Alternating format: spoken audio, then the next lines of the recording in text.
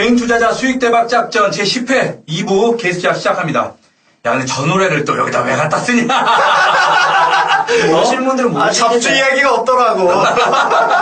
잡주를 아시는 분들은 아실 거고.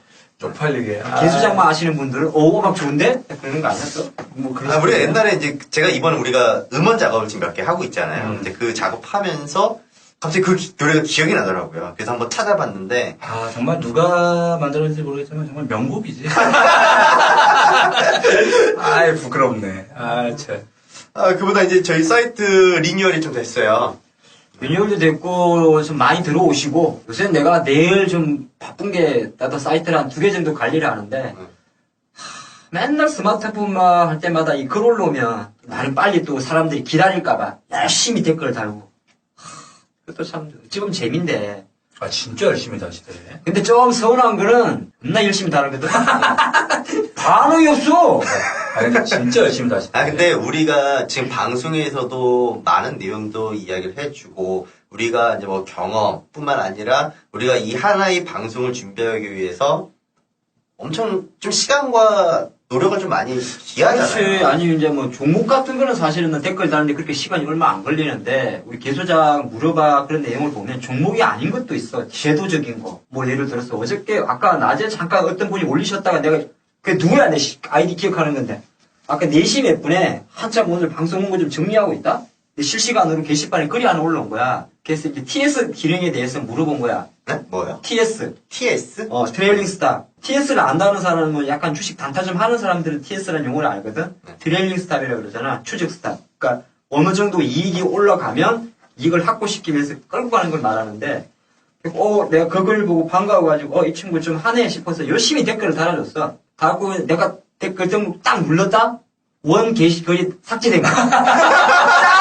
짜증나가지고, 잠깐만. 댓글을 달다가 원 게시글이 없어지면은, 진짜 기분 나쁜 거야. 아, 사라지는 오늘 내가 건 처음 그럴 수 봤어. 없구나. 그러니까, 이게 왜냐면 내용이 다른 글보다 뭐 종목 상담 이런 거는 솔직히 별로 재미가 없어. 그리고 어떤 종목 상담은 사실 답이 없잖아. 주식 이런 건 계속 움직이니까. 그러니까 많은 분들이 이렇게 생각하는 것 같아요. 여기에 내가 글을 올려서 좀 창피하지 않을까. 그럴 필요가 없다니까. 이런 내용은 이 주제에 아닌 것 같은데 라고 하지만 사실 우리 방송 자체가 워낙에 싼티도 많이 나고 그 싼티의 일단 주인공은 일단 여기 옆에 이제 하 팀장님이 계세요. 내가 방송 컨셉은 싼팅 해도 그 종목 분석하고 할 때는 되게 심혈을 기울여. 근데 내가 홈페이지를 자주 이제 들어가고 또 보잖아요. 물론 뭐 내가 동 팀장님만큼 졸라게 댓글을 달거나 하진 않지만 그래도 또 사연도 다 꼼꼼히 읽어보고 또 댓글 달아놓은 것도 다 읽어보고 하거든요. 근데 보니까 너무 좀 이렇게 자유를 너무 많이 줬어. 카페, 네, 사이트에. 사이트에. 그러니까 이게 뭐 굳이 와서 내가 애써서 여기서 뭔가 활동을 하지 않아도 뭐 여기저기 얻을 정보는 다 얻을 수 있다 이런 거야. 이런 거 있다니까. 그게 맞는 말인 게 양 대표도 왜 일주일에 한 번 시향 방송 쓰잖아. 네. 이게 남들은 이 A4 한 장 쓸 때 대충 쓴다 생각하는데 전체 맥락을 사고 그림 붙이고 하려면 내 고민하는 거야. 그렇지. 근데 내가 보니까 제한을 좀 걸어야 될 것 같아. 그래야 아무래도 기본적인 예의도 있고 또 이렇게 서로 인사도 하고 또 좋은 얘기도 하고. 그러면 레벨을 좀 따라야겠다. 뭐 졸병, 장군. 뭐 그런 거 가능한가? 그럼 가능하죠. 뭐 최소한 인사 정도는 해야 될 거 아니야. 그런 거는 제가 좀 고려를 해서 방송에서 다루지 못했던 부분들 좀 가볍게 다루잖아요. 무슨 내용이나 컨텐츠나 이런 내용들이 있다. 사실은 이런 우리가 잡혀갈까봐 말 못하는 거야. 그렇지. 수위 조절도 많이 하고. 수위 조절 많이 하고 있는데. 그래서 오히려 이제 게시판이나 사이트에서는 상당히 좀 디테일하게 글도 적고 하는데. 그래서 이제 우리 공간들이 각 사이트에 오면은 그 하 팀장님 공간, 그리고 양 대표 공간, 그리고 김대건 형에 대한 게시판.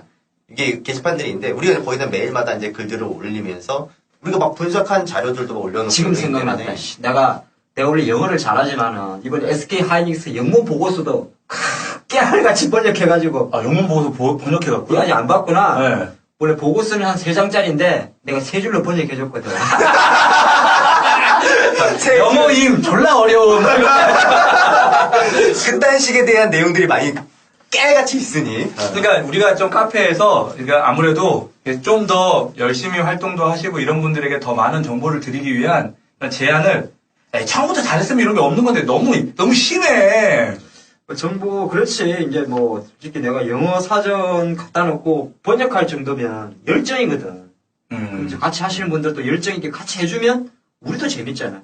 그렇죠. 카페에서 좀 더 자주 만나길 바라겠습니다. 따따따 GSJ co.kr인데 왜 어디 쉬운데 말이야. 들어오는 거 내가 볼 때는 많이들 들어오는 거야. 따따 해? 네, 그냥 보기만 하는 거지. 근데 뭐 충분히 또 그런 마음도 이해도 해요. 눈팅만 하다가 우리가 이제 눈탱이 밤탱이 됐다. 야, 근데 딱 수십 적어놨잖아. 번 얘기했는데도 불구하고, 최소한 이제 그 가입 인사 정도는, 에이, 마음에 안 들면 확 잘라버리려고 숙청을 해보려고. 피해 숙청. 그러지 말고 그냥 방송을 그만합시다. 이거 뭐 협박하는 겁니다. 우리가 지금 개수장 2부에 지금 계속 경영권에 관련된 적대적 M&A에 대해서 얘기를 하고 있는데요. 지난주에도 사실 같은 내용으로 얘기를 했는데, 뭐 요번에도 또 역시 뭐 KCC나 뭐 이런 현대엘리베이터 관련된 내용을 들어보니까 사실 이 분야는 뭐 수익률이나 이런 거를 떠나서 굉장히 관심 있게 지켜볼 만한 내용이라는 생각이 드네요. 그렇지, 이제 우리가 1부에서 아까 KCC가 실제적으로 이제 현대엘리베이터가 방을 하기 위해서 뭐 유상증자, 무상증자 이야기도 나왔었는데, 이제 보통 이제 사후적 방어 이론 중에서 가장 그래도 좀 쉽게 할 수 있는 내용이 증자 같은 것보다 기존에 있는 차기 주식 가지고 할 수 있는 방법이 있거든. 자사주의 취득 또는 매각. 이건 뭐냐면은 자사주 실제로 우리 자기 주식이지. 자기 주식을 어느 정도 취득, 사거나 팔아버리면은 또 하나의 방어 전략이 되는데, 예를 들어서 공격을 받는 회사가 자금이 많다. 내가 현대엘리베이터에 자금이 존나 많어. 그러면은 뭐가 나게 많다고요? 열나 많어. 자금이 많으면은 자사주를 가지고 쉽게 말해서 주가를 띄워버리는 거야. 계속 사면서. 네. 그러면 저쪽으로서 상대방에 공격하는 사람이 돈을 더 많이 쓰게 만드는 거예요. 그렇지. 공격해서 딱 10억 들고 왔는데 주가 띄워버린 거야. 아, 그런 방법도 있습니다. 그래서 자금 소요가 조금 많이 되게 되니까. 또 거꾸로는 자사주를 갖고 있던 것을 소각, 팔아버려. 팔아거나 오지분한테 넘겨버리죠. 그럼 이런 식으로, 이런 방식으로 자사주의 취득 또는 매각을 통해 가지고 사후적으로 방어하는 이론이 있는데, 일례로 조금 오래된 이야기인데 사례를 보면 유명한 회사죠. 미래와 사람, 많이 유명한 회사죠. 미래와 사람. 네, 미래와 사람, 그리고 미래와 산업이 실제적으로 KTV 네트워크 주식 180만 주를 매입했던 내용이 있는데, 2010년 7월 6일 미래와 사람이 하나은행이 특정 금전 신탁이 보유 중인 KTV 네트워크 주식 180만 주를 매입을 했죠. 그래가지고 실제적으로 미래와 사람의 네트워크 지분율이 15%로 높아졌는데, 결과적으로 이때 했던 이유가 가장 그 M&A가 좀 붙다 보니까 오히려 자사주를 대신 매수를 해주면서 지분권을 좀 방어했던 그런 사례가 있고, 가장 쉬운 거 쉽게 말해서 자사주 매입을 통한 적대적 M&A 방어는 내가 돈이 많은 경우에 쓸 수 있는 경우. 그잖아. 돈이 있으면은 제일 쉬운 게 자사주 매입해가지고 소각하거나 태우려는 방법이 있고, 또 거꾸로 자사주를 매각하는 방법으로 아예 그냥 임직원에게 상여금 형식으로 지급하는 방안이 있을 수 있는데, 쉽잖아, 이거는. 상여금 쪽으로 줘버리면 되니까. 주식을? 그렇지. 그러면 인수 매력도가 이제 저하가 되는 거예요. 실내로. 아, 매력도가 저하돼 버린다. 그렇지. 실내로 2004년도. 지금은 망했지만은 거의 망해버린 회사. STX가 최대 주주 지분이 낮아가지고 적대적 M&A에 노출되자, 실제로 STX가 2004년도에 경영권 안정 차원에서 자사주 2.2%, 47만 주, 37억 원에 해당하는 금액을 임직원에게 상여금으로 지급하는 그런 사태가. 근데 실제로도요, 기타 그 인수 매력도를 저하시키는 뭐 규정. 그러니까 만약에 누가 우리 회사에 적대적 M&A를 시도하려고 해요. 그러면 거기서 우리가 방어를 하지 못한다면은 우리 회사가 썩었다라고 이제 아예 그냥 껍데기로 만들어버리는 규정들이. 아예 그냥. 네, 아예 그냥 껍데기로 그냥 만들어버리는 경우도 있고, 혹은 이거를 또 방어시킬 수 있는 구체적인 방안들을 마련을 시키는 게 있어요. 예를 들어서 뭐 황금 낙하산 같은 것도 있을 거고, 또 이사회의 소지 통지 시간 기간에 대한 부분들을 좀 단축시키는 부분들도 있는데, 보통 상법 규정에서는요, 이사회를 이제 소집하기 위해서는 이제 그 회의를 정한단 말이에요. 책을 펴놓고 읽는 느낌. 근데 그 일주일 전에 보통 각 기사들이랑 감사에게 이제 통지서를 이제 발송하게 돼 있단 말이에요. 물론 이사나 감사 전원 동의가 있는 경우는 언제든지 소집할 수는 있겠지만, 일단 만약에 적대적 M&A 사항이 붙었어요. 그럴 경우에는 대응책을 마련하기 위해서 기간을 여유롭게 가질 수는 없잖아요. 그래서 그렇지. 일주일의 시간을 가질 수 없기 때문에 결국에는 또 전원이 동의가 필요하는데 경영권 분쟁이 있을 경우에는 또 전원이 동의가 또 불가능할 수가 있단 말이에요. 또 내 그렇지. 편이라고 믿었던 사람이 반대쪽에 서 있을 경우도 있고. 그렇지. 그렇죠. 그래서 또 실무적으로도 사내 이사가 있겠고 또 사회 이사도 있을 거 아니에요. 그러면 사회 이사에 대한 그 참석, 그 상장돼 있는 회사들의 본사가 지방에 있는 경우도 많아요.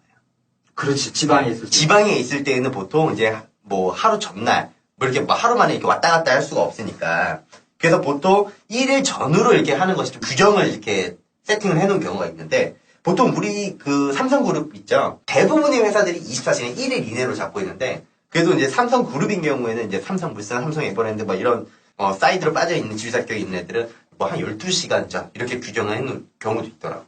이사의 소집 단축 소집 네. 통지 기간을 네, 소집 기간 통지 기간의 단축을 늦추는 경우가 오히려 늦춘다. 네, 그런 것도 있고요. 그건 좀 웃기다. 그러니까 누군가가 본 어떤 적대적 M&A를 목적으로 딱 들어오려고 그러는데 사실 내가 명부야 이렇게 매력을 확 떨어뜨리는 방법으로 오히려 적대적 M&A를 방어하는 방법도 있다는 게 그건 좀 웃기는 일이네. 살아야 되니까. 네, 제가 아까 이제 얘기했던 게 이제 뭐 황금 낙하산 막 이런 이야기도 했었는데요. 사실 이제 황금 낙하산 이제 적대적 이제 기업 인수로 인해서 대표들, 그러니까 자발적으로 너네들 퇴직을 회사에 물러나면은 그만큼 너네들은 퇴직금을 돌려주겠다. 이렇게 이제 정해놓는 거예요. 일반적으로 퇴직금이라는 것이 임원들이 이제 보통 연봉들이 세잖아요. 퇴직금 지급 규정에 따라서 안정권들이 유지가 돼 있을 경우에는 지급 규정 제정 시에 이런 그 황금 낙하산 규정을 집어넣어요. 일부러.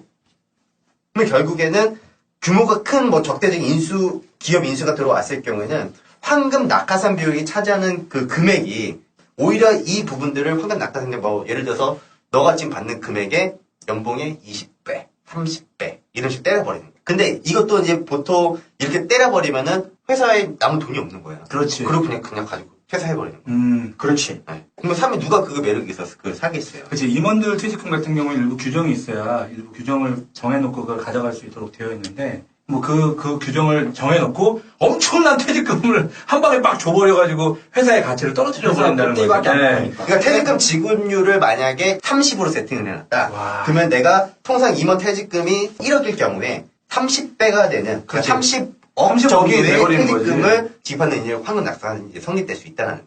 퇴직하는 입장에서는 그거 적용되면 좋겠다. 그렇죠. 근데 보통 이런 황금 낙하산의 경우에는 보통 이제 이런 거죠. 그 주주들뿐만 아니라 이제 전반적인 내용을 줬을 때 회사에 이제 뭐라고 하지 마 모르겠으면. 아니. 대주주가 만약 예를 들어서 한 지분율이 만 70% 있다, 하고 뭐 50% 있다, 클 경우에, 그리고 회사가 안정적으로 운영될 그렇지. 때는 그런 식으로 해서 인수 매력도를 저하시키는 거기 때문에 회사가 부실한데 지급도 못할 형편인데 그걸 누가 어떻게 하라고 해놓겠어요. 확실히 이게 사후적 방어 이런 데 물론 이제 소리가 사후적이긴 하지만 이제 중간에 미리 이사회에서 다 세팅은 돼 있어야 되고. 그렇죠. 미리미리 이런 것들도 대비를 해놓고 있어야 됩니다. 지금 뭐 우리가 조금 전에 자사주 취득 매각 이야기, 황금 낙하산 이야기 이런 것도 결과론적으로는 어쨌든 방어하는 입장에서도 회사가 좀 빵빵하게 돈이 있는 회사들이나 가능한 이야기다. 그지? 자, 개수작에게 물어봐 시간입니다. 개물바. 괴물. 이라고 해야 되나? 개물바 시간입니다. 오늘 개수작에 물어봐 시간은 저한테 메일을 한 통 보내주신 분이 계세요. 주부인데, 개인적으로? 네, 주부인데, 펀드에 대해서 물어보시는 거였는데, 제가 이 사연을 처음부터 끝까지 쭉 다 읽어드리려면 이게 너무 길 것 같아서, 이분이 적립식 펀드에 대해서, 간접 투자라고 하는 것에 대해서 얼마나 많은 오해를 하고 있는지를 얘기를 해줄 수 있을 것 같아요. 그 사연을 읽어보니까. 네, 너무 길고, 개인적인 내용들이 너무 많아서 제가 이렇게 좀 편집을 하려다가 전체적으로 크게 용건을 좀 나눠보니까 이분이 이 적립식 펀드에 대해서 크게 한 4-5가지 정도는 오해를 하고 있는 것 같더라고.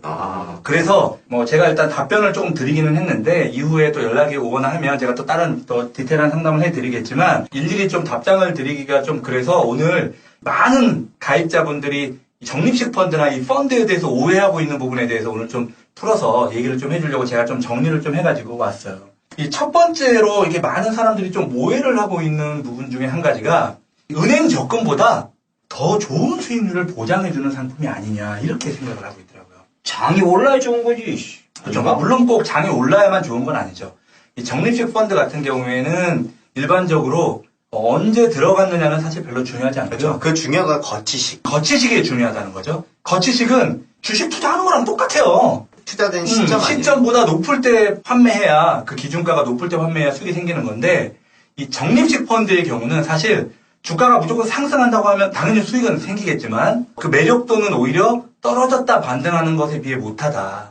그렇겠지? 네. 그런데 이 적립식 펀드가 은행 적금보다 높은 수익률을 보장해준다? 보장은 네, 아니지. 그거는 완벽한 블루 포인트라고 봐야 되는 거예요. 독립펀드니까 결과적으로는 펀드 운영을 잘해야 되는 거 아니에요? 그러니까 이 적립식 펀드 같은 경우에는 주가의 변동성을 이용해서 네. 평균적으로 사는 어떤 매입 단가를 맞춰놓고 하락시켜놓고 그 평균 단가보다 더 높아졌을 때 환매를 하면 수익이 생기는 상품인데, 다시 한번 얘기하지만 어떤 경우에는 은행의 적금보다도 낮은 수익이 생기기도 해요. 마이너스가 날 수도 있잖아요. 네, 그리고 주가의 흐름이나 또는 뭐 경기의 어떤 흐름, 또 지수의 어떤 뭐라 그래요? 추세에 따라서, 그죠? 추세 괜찮았죠? 적당한 타이밍에 나왔어요. 트렌드. 그 추세에 따라서 충분히 손실을 보고 있는 구간이 발생할 수 있다. 그렇지. 네, 하지만 다시 주가가 반등하고 다시 전 고점으로 돌아오거나 다시 원래 상태로 돌아온다고 했을 때 그때는 평균 매입 단가에 의한 수익률이 발생할 수 있다. 못하게 했으니까. 그렇죠. 그렇죠. 주식 용어로는 물타기인데, 예, 펀드 용어로는 코스트 에버리징 효과라고. 됐거든요. 물타기잖아. 그래서, 다시 한번 얘기하지만 펀드는 분명히 공격적인 투자 상품이고 수익이 나긴 하지만 그만큼에 대한 위험도 당연히 감안을 해야 된다는 거예요. 전혀 위험 없이, 이렇게, 두 번째 오해가 이거예요. 두 번째 오해가. 이거, 오래 투자하면 원금은 보장된다, 이렇게 생각을 하시는 것 같아요. 그렇지도 않지. 네, 그렇지 않죠, 절대. 오래 투자한다고 해서 원금이 보장되는 상품은 아니다. 일부 간접 투자 상품 중에 얼마 전에 방송에서도 제가 좀 소개를 했지만, 원금 보장형 ELS라든가 이런 상품들이 있다고 말씀을 드렸었잖아요. 야, 숫제 말해가지고 2008, 9년에 중국 펀드 적립식으로 한 사람 아직도 손해일 거 아니야. 그럼 아직도 손해입니다. 네. 그러니까 무조건 오래 갖고 있다고 수익 나는 건 원금 보장되는 건 아니지. 그렇죠. 그래서 다시 한번 말씀드리지만, 은행 이자보다 높은 수익률을 추구하는 상품인 건 맞아요. 자, 추구. 그렇지. 네, 추구하는 추구. 상품이고, 그리고 추구하는 상품이기 때문에 역시 그만큼에 대한 위험률도 당연히 감안해야 한다. 그렇지. 그리고 원금을 보장해주는 적립식 펀드, 주식형 적립식 펀드 상품은 없다. 이 부분에 대해서는 좀 명쾌하게 알고 계셔야 될 것 같아요. 그러니까 왜 이렇게 판매 직원이 잘못 판매를 했나? 빙고! 정확합니다. 은행에서 네. 할 때. 실제로 은행이 예전에는 예대 마진을 가지고 사실 수익이 났었잖아요. 그렇지. 근데 지금 현재 예대 마진 가지고 수익 내기가 금리가 낮으니까. 굉장히 힘든 시기이기 때문에 그 외에 다른 방법으로 수익을 추구하고 있는데, 그 중에 몇 가지가 이런 펀드 상품에 의한 판매 수수료하고 이 보험 상품, 방카시랑스를 통한 어떤 수수료들이 있잖아요. 그런 것들로 수익을 내고 있어요. 그러다 보니까 은행의 어떤 본연의 임무에 충실한다기보다는 어쨌거나 또 이익을 추구하는. 근데 저는 제일 멍청한 사람들이 딱 이런 것 같아요. 너 보통 멍청하다 그랬다.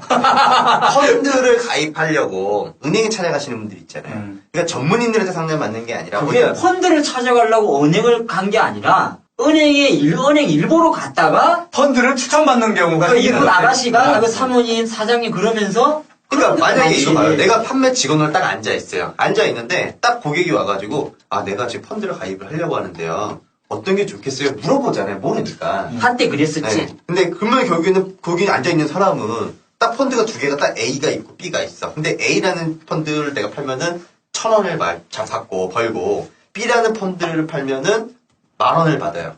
1,000원 버시겠어요? 10,000원 버시겠어요? 10,000원. 그렇죠. 이 10,000원짜리 상품을 갖다 들이민단 말이에요. 진짜 난 똑똑한 것 같아. 이걸 맞추잖아. 그걸 못 맞추면 바보.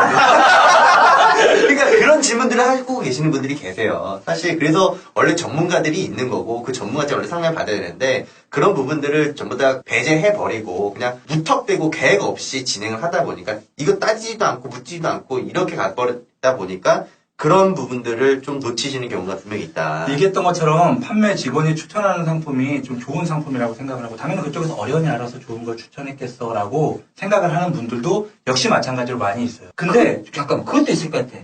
우리가 보통 사람들이 펀드를 가입할 때 내가 갑자기 생각이 났는데 증권사에 가서 가입하게 되면 주식이니까 어느 정도 손실이 날 수도 있을 거야 생각을 하는데 원래 은행이라는 데는 우리가 항상 예적금에 익숙해져 있다 보니까 은행에서 펀드를 파네? 아, 그러면 이게 원금이 되겠구나. 그런 생각할 수가 있겠다. 그런 오해도 생길 수 있죠. 있지. 그러니까 맨 처음에 한 2007년도 한참 펀드 붐이 있었을 때 그때 당시에 은행에서 예적금 만기 갱신하러 가면 펀드를 추천했어요. 아, 그렇지. 네, 그러니까 이게 은행 적금 상품이랑 비슷한데 요즘에 수익률이 굉장히 좋다. 그렇지. 그러니까 그건 지금 적금처럼 좋으니까. 넣으시면 되니까 그냥 한 3년 만기짜리 적금 넣는다 생각하고 그동안 넣으셨던 적금 금액만큼 넣어보시는 거 어떻겠냐 이렇게 얘기하니까 아 그냥 적금인가 보다 이렇게 생각하고 들어가셨다가 8년도 그냥 망치로 때려 맞고 손실 엄청나게 본 다음에 이 거지 같은 상품은 다시는 내가 투자하지 않으리. 그렇지. 이 은행을 보고는 내가 오줌도 싸지 않으리. 그런 사람들이 그럴 수 있다니까요, 있지. 실제로. 그런데 세 번째 여기서 좀 잠깐 다시 한번 세 번째 오해를 하는 부분이 있다면 은행을 가건 증권사를 가건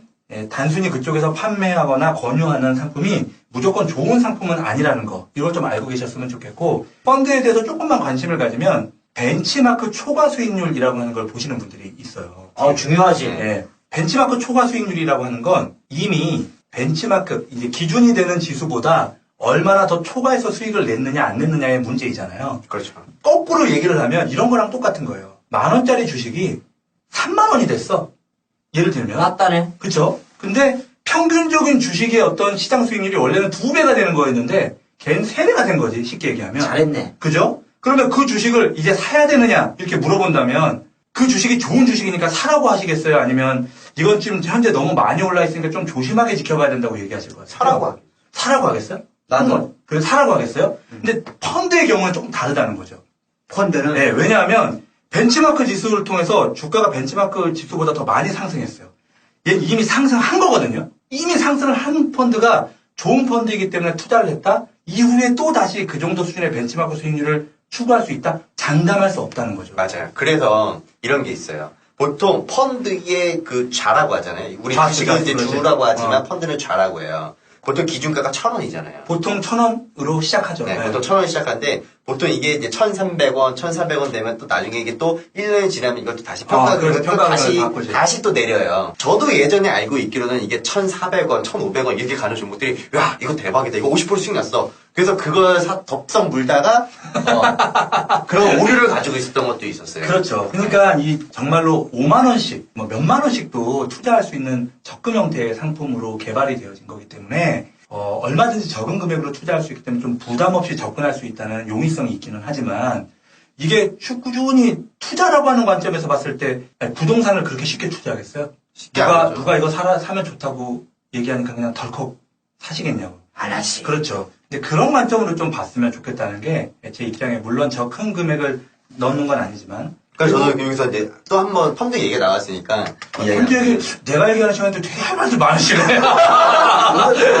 경험이 있잖아. 네, 펀드 보면요. 특히 이제 펀드 운용 성과에 대한 보고서를 볼 수 있는 게 이제 펀드 닥터라는 사이트가 하나 있어요. 제일 많이 보는. 네. 근데 거기에 가면은 그 내가 가입한 펀드에 대해서 궁금하다라고 하면 거기다 찍으면 다 나와요. 보통 우리가 이제 호텔 같은 경우에는 뭐 무궁화 5개 막 이러잖아요. 이 펀드 같은 경우에는 태극 문구가 있어요. 그렇지, 맞지. 네, 응. 태극 문구가 있는데 태국문구가 있나? 네, 태극 마크가 몇 개 달려 있느냐에 따라 그것도 마찬가지로 등급에 평가돼. 원 태극 그냥 5개냐 이런 게 있어요. 1, 2, 3, 4, 5. 펀드 닥터 기준이겠지. 그렇죠. 네, 맞아요. 펀드 닥터라고 제가 기준을 얘기했잖아요. 그래서 이 태극 마크가 최소 5개. 그러니까 1년 평가 그리고 3년 평가에서 5개 있는 그런 펀드를 5개가 제일 좋은 네. 거야? 그렇죠. 네. 하긴 돌침대도 5개잖아. 그리고 3년 이상 된 그런 펀드 기준으로 좀 봐야 된다. 만약에 내가 펀드가 가지고 있는데 태극마크가 5개가 아니고 또 3년 이상 운영되는데 이게 수익률이 좀 낮게 나와 있다. 이러면 어떻게 해야 되냐면은 우리 그 김집사한테 그게 포인트야. 양 대표 스마트한데? 스마트. 자, 이 적립식 펀드에 대해서 많이 오해들을 하고 있는 것 중에 이제는 좀 관리 쪽으로 조금 넘어가 볼게요. 관리. 네, 펀드를 관리하는 입장. 이게 펀드를 가입해 놓고 하루가 멀다 하고 펀드 수익률을 점검하시는 가입자분들이 있어요. 그건 아니지. 그런데 이제 그런 분들이 많이 이 실수를 하는 것 중에 한 가지가 뭐냐면 주가가 빠지면 환매를 해야 된다. 어디서 손절매 이런 얘기 들어본 거야. 그게 이제 하도 5, 6년 전에 그 드라마 때문에. 네, 그렇죠. 근데 이제 적립식 펀드는 투자하고 주가가 떨어졌다가 올라와야 사실은 좋은 수익이 생기는 거예요. 대한민국의 현재 적립식 주식형 펀드 같은 경우에 큰 재미를 못 보고 있는 가장 큰 이유는 주가가 큰 폭의 추락이나 또는 상승이 없었기 때문에 사실 그런 거예요. 뭐확 눌러주면 좋은데. 적립식 투자 입장에서는 주가가 한번 시원하게 빠져주면 꾸준히 납입했을 때 다시 반등한다고 가정하면 꽤 재미를 볼 수 그러겠지. 있겠다 이렇게 보는 거죠. 그렇기 때문에 주가가 빠지면 무조건 환매를 해야 되느냐? 그러면 오히려 역으로 싼 가격의 주식의 좌수를 살 수 있는 좋은 기회다. 자수가 넓잖아. 네, 그렇죠. 느는 거죠. 같은 금액을 넣어도. 분명히 내가 10,000원 주고 100원짜리를 100개 샀는데 이게 50원 되면서 200개를 사놓으면 나중에 이게 다시 100원 됐을 때 200개를 팔 수 있는 이런 효과가 그렇지, 생기는 거죠. 그렇지. 그렇기 때문에 이 주가가 빠지면 무조건 환매를 해야 된다? 그건 아니다. 오히려 꾸준히 납입을 하는 게 좋고 경제적으로 여유가 있다면 어느 정도 이상 큰 폭의 사실 어떤 그 예상 밴드를 넘어서 추가로 더 하락을 했을 때는 오히려 가지고 있는 여유 자금을 조금 더 추가로 납입을 하는 것도 나쁘지 않다. 야, 그리 생각하면 조금 번외 이야기인데 지금 중국 차이나 펀드들이 아직도 마이너스잖아. 네. 상해 지수가 여전히 2,000포인트 정도밖에 안 되니까.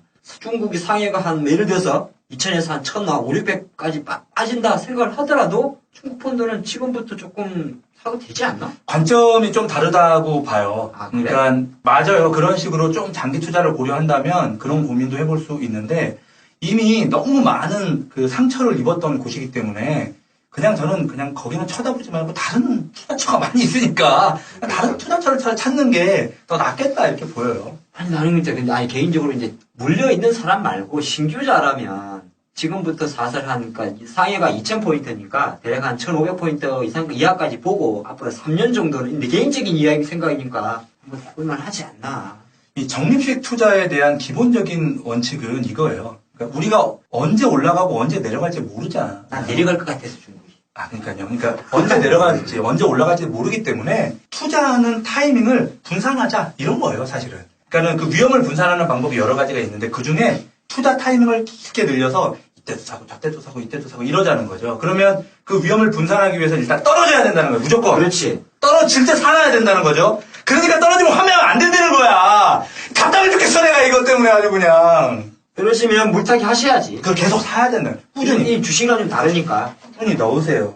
그리고 저는 참 마지막으로 한 가지만 좀 더 말씀을 드리고 마쳤으면 좋겠는데 뭐 몇 억 만들기 이런 펀드들 많이 있었잖아요. 한때 많았지. 뭐 1억 만들기, 네. 3억 만들기 많았지. 요새 별로 안 보이더라. 뭐 물론 이제 지금은 그런 홍보 글들이 다 사라졌어요. 예, 지금은 거의 대부분 그런 홍보 글들이라든가 그런 어떤 마케팅 전략이 대부분 다 사라지고 이런 어떤 투자에 대한 어떤 철학이라든가 이런 원칙들을 내세우면서 사실은 판매하고 있는데 어쨌거나 그런 좀 이런 큰 돈을 만들 수 있다.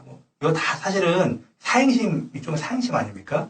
꾸준히 손실의 구간을 버텨내는 어떤 그런 인내도 필요하고 그리고 어느 정도 수익이 생겼을 때 과감하게 욕심을 버리고 내가 목표 수익률이 생겼을 때는 환매해서 그 수익을 챙기는 이런 어떤 결단이 필요한 거지. 야, 그러면 내가 참 쭉 들어보니까, 오해를 들어보니까, 이 펀드라는 것도 우리 그냥 주식이랑 어떻게 보면 좀 같이 보면, 비슷하죠? 주변에 어떤 전문가 아닌 전문가나 파트너가 기간은 좀 길지, 주식보다는. 중간중간에, 지금은 장이 빠질 때 조금 더 불입을 하시라. 아니면 거꾸로 어느 정도 환매를 하시라. 유능한 파트너가 있으면 좋겠구만. 여보, 제 얘기 하시나요? 네가 근데, 안 그래도 제가 이제 얼마 전에 한번 그 잡지사에서 이 칼럼 요청을 좀 해왔어요. 조금 말 잘라 그런데, 수치 말해가지고 변액보험 같은 거는 주식형 채권에 왔다 갔다 할 수 있다. 그렇죠. 그러니까 네. 주식시장에 대한 흐름을 좀 잘 이해를 하면, 기왕이면은 조금 더 남들보다는 조금 더 수익률 측면에서 좋을 수 있을 거 아니야. 그렇죠. 그러니까 결국에는 그 얘기가 되는 건데 그 칼럼에 대한 내용이 결국에는 어떤 그 투자에 대한 관리, 그렇지. 네. 관리. 패러다임 좀 바뀌어가는 어떤 그런 내용에 대해서 좀 이제 써달라고 해서 뭐 아주 또 제가 또 뭐 명필이지 않습니까? 그래서 시원하게 적어서 줬더니 또 고맙다고 또. 칼럼이 나왔어? 네, 나왔어요. 6월달 께 나왔는데 그거 제가 혹시 이렇게 읽어보실 만한 참고가 될 내용이면 제가 카페에 한번 홈페이지에 한번 올려볼게요. 그 칼럼 어디 거예요? 어디서? 지금 그게 코리아인 그 잡지예요. 월간지. 아무나 이렇게